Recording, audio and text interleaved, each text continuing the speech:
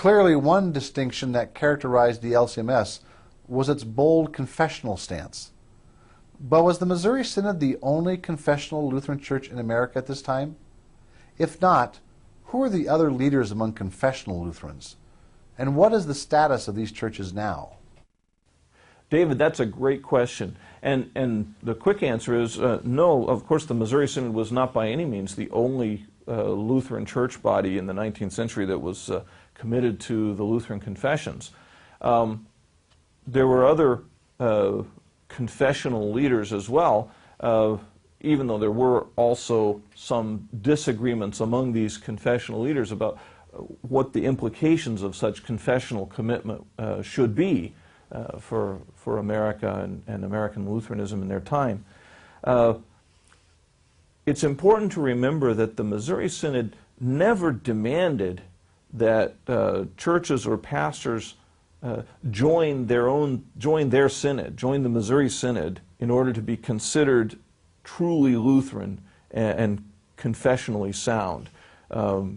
Membership in the Missouri Synod was never the litmus test for whether someone was Orthodox or not. They were always very happy to recognize confessional Lutheran doctrine wherever they found it. So in the early days of the Synod, the Pennsylvania ministerium, which had already existed for a long time by that point, had withdrawn its membership from the General Synod because of the General Synod's lack of confessional commitment. And the Missouri Synod applauded that in its official publications and said, this is a very important move, and we welcome this move by our Lutheran brothers and sisters in the Pennsylvania ministerium. In the same way, they happily acknowledged that a group like the Tennessee Synod, which had developed as a confessional body, largely English-speaking, in the American South, they were very happy to find that they were a confessional body and didn't immediately require that, as a demonstration of confessional commitment, these folks in the Tennessee Synod join Missouri or anything like that. They were happy to find and celebrate and welcome a confessional Lutheran stance wherever it occurred. If you compare the picture, the overall picture of the American scene of Lutheranism in America at the end of the 19th century with what that landscape looked like at the beginning of the 19th century, you'll find that virtually all church bodies that called themselves Lutheran by the close of the 1800s had become much more intentional and explicit about their allegiance to Lutheran doctrine and the Lutheran confessions than the bodies had been at the beginning of the 1800s. I mentioned the General Synod and its lack of any explicit commitment to the Lutheran confessions when it was organized in 1820. That really wasn't possible for a Lutheran group at the end of the 19th century. Every group virtually had to state its position about Lutheran doctrine and be much more intentional about what it meant to be a Lutheran. This is what we mean. This is part of what we mean when we talk about the 19th century being a period of confessionalization, because the confessions became much more important in general than they had been a century earlier. People became much more interested in studying and teaching about what it meant to be a Lutheran theologically. So in one way, all Lutherans in America were more confessional on average than they had been at the beginning of the 19th century. But of course, that doesn't mean that they were all agreed. We frequently use the word confessional Lutheran to indicate a really strong and unconditional subscription to the Lutheran confessions as our doctrinal standard. The fact is that even among Lutherans that took the confessions seriously in the 19th century, there were different views about how the confessions should really function in the life of Lutheran churches in their day. Charles Aaron, in a book called Testing the Boundaries, outlines at least 4 different ways of looking at the Lutheran confessions. And maybe I'll just run through those 4 ways for you. First of all, there were Lutherans who said that they were committed to the Lutheran confessions because these documents from the 16th century gave us a statement of a Protestant consensus. This was essentially Samuel Schmucker's view, that the Augsburg Confession was valuable not because of its details or because of the specifics of how it confessed doctrine, but because it expressed a Protestant consensus over against Roman Catholicism.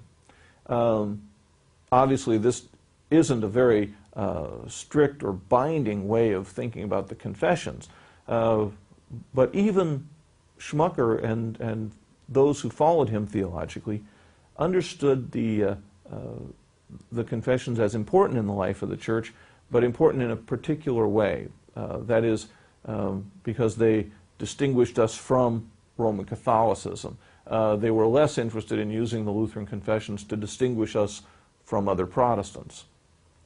The second stream of Lutheranism might be embodied in a figure like Charles Porterfield Krauth of the General Council.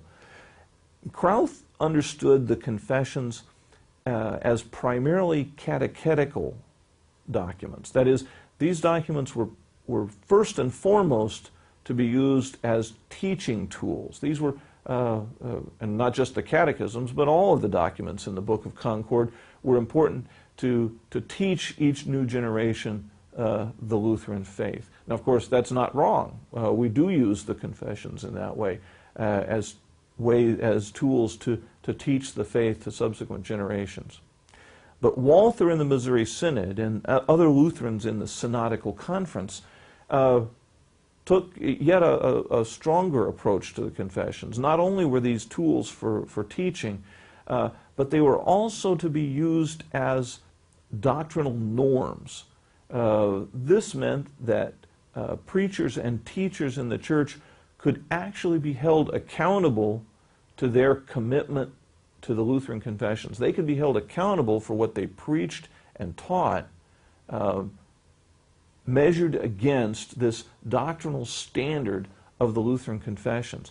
And that use of the confessions also to exercise doctrinal discipline did distinguish Walther and the Synodical Conference Lutherans from the General Council Lutherans, where the confessions were valued, but primarily as teaching tools. There was yet a fourth way of understanding the confessions. One of the main proponents of this view was Wilhelm Leah, who didn't come to America himself, but influenced many Lutheran theologians in this country, particularly in the Iowa Synod, and some also in the Missouri Synod. Leah's view was that the Lutheran confessions are important as historical decisions. That is, at a certain point in time in the 16th century, the church had to face and answer certain doctrinal questions and problems. And the confessions that we have in the Book of Concord represent the church's answer to those particular questions and problems. What that historical view of the confessions allowed Leah to do was suggest that there were other questions that might still have to be settled, that there might in fact be new doctrines that the church would have to develop as it faced new situations. Now, Walther and the Missouri Synod and the rest of the Synodical Conference that wanted to use the confessions as doctrinal norms considered Leah's view, Leah's historical view, and concluded that this made the confessions unusable really as a doctrinal standard, because you could always argue that you wanted to answer a new question or a new situation, and that demanded a new doctrine. This allowed, in fact, the doctrine of the church to change over time, and that was unacceptable to Walther and the Missouri Synod. This is not to say that Lea didn't take the Lutheran confession seriously. He certainly did, as did Charles Krauth. The point is that even among Lutherans who took the confession seriously, there could be, and in fact were, differences in how they read those confessions and how they thought those confessions should function in the life of the church. The Missouri Synod position was that Lutheran union, that is a bringing together of Lutheran church bodies, or merger, or fellowship or cooperation, required true Lutheran unity.